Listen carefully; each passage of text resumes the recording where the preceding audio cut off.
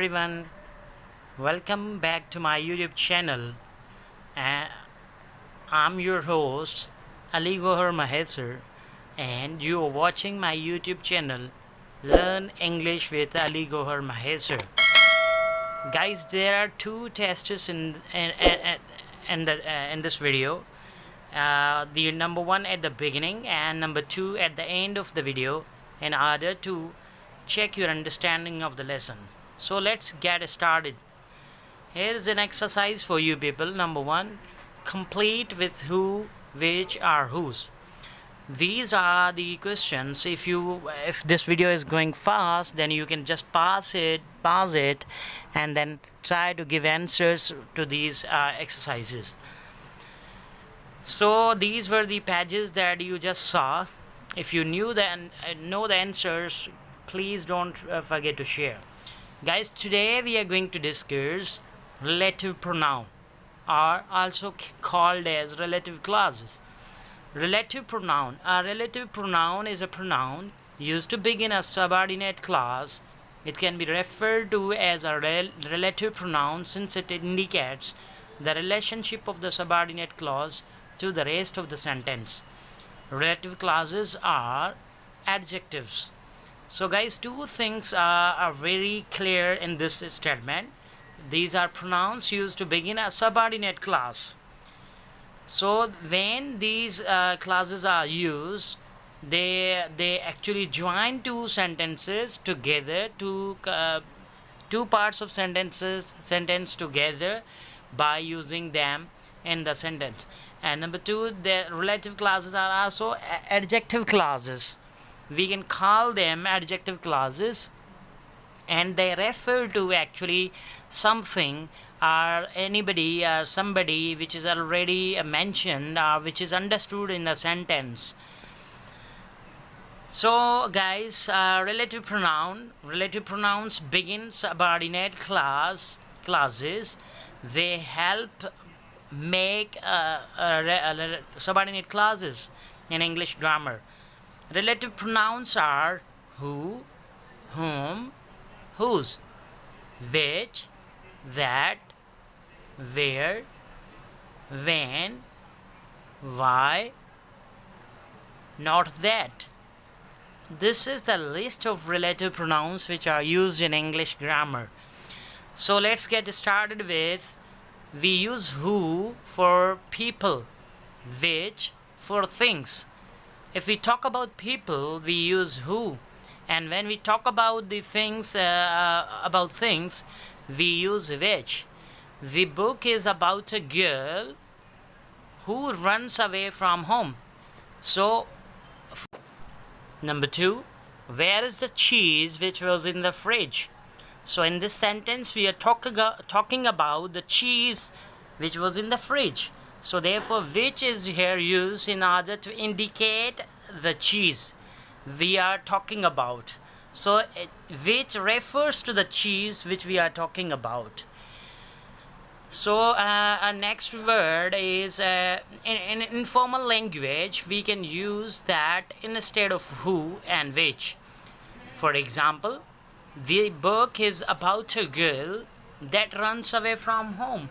This is informal sentence. So in informal sentences we replace which and who by using that. Number second sentence, where is the cheese that was in the fridge? So again that also replaces the which.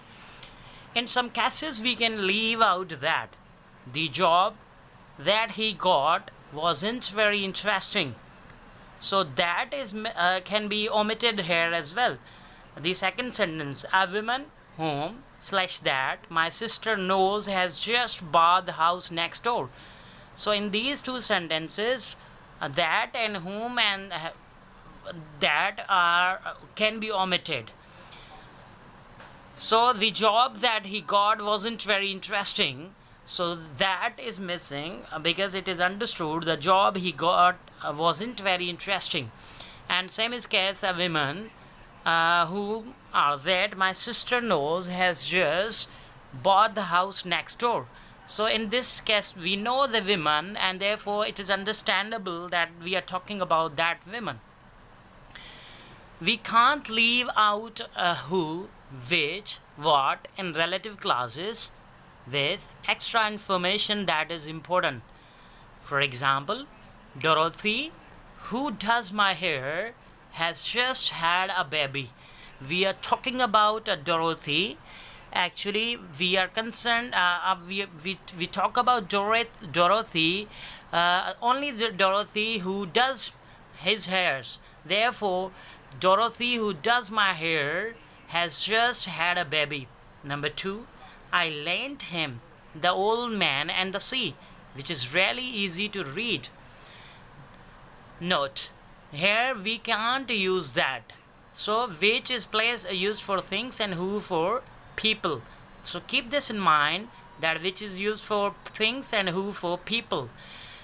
Next word is whose. We say whose for possession of who. When we talk about the possession of anything to somebody, we use whose. We only use whose after people to refer to things that are theirs. I know the boy whose goal is to fold origami. I know the boy whose goal is to fold origami. We cannot omit whose here, because whose is utmost essential in this sentence, and without it, sentence will stop bearing any meaning or any significance. So whose is used for talking about whose for possession of who. To talk about the possession, we use whose.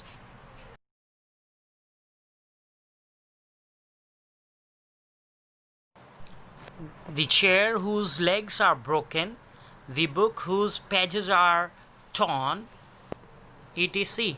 Next relative pronoun in our list is whom. Whom is generally used in formal contexts. Whom is used for direct objects or people. To whom am I speaking? To whom am I speaking? The person whom you are trying to reach is not available. The person whom you are trying to reach is not available. Most of the time we would say who, not whom. So whom is generally used in contexts to talk about direct objects and subjects or people and things. So whom is generally used in formal contexts.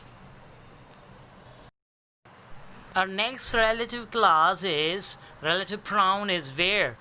Where is we use where for places. And when we talk about the places, when we tell somebody about the place and its location, we use where. This is the store where I bought the dress. This is the store where I bought that dress. So in this sentence, we are talking about the place of a store, and we are telling that this is the store where I bought that dress. Guys, our next relative pronoun is when. When is used when for time. For example, that was the day when I learned my teacher was an alien. That was the day when I learned my teacher was an alien. So when is always used for time, talking about time, phrase or time in English. Our next relative pronoun is why. We use why to explain the reason, explain the cause. The reason why I did it was because John was annoying me. The reason why I did it was because John was annoying me. Usually, it's better to just make the sentence shorter. For example, I did it because John was annoying me. We can also say I did it because John was annoying me. But when we use relative pronoun why, the sentence becomes longer. For the example is before you. The first one, the reason why I did it was because John was annoying me. So guys, these were the relative pronouns that we discussed today, and at the end of the video, here is another test for you in order to check your understanding of relative pronouns. Let's get started with another test.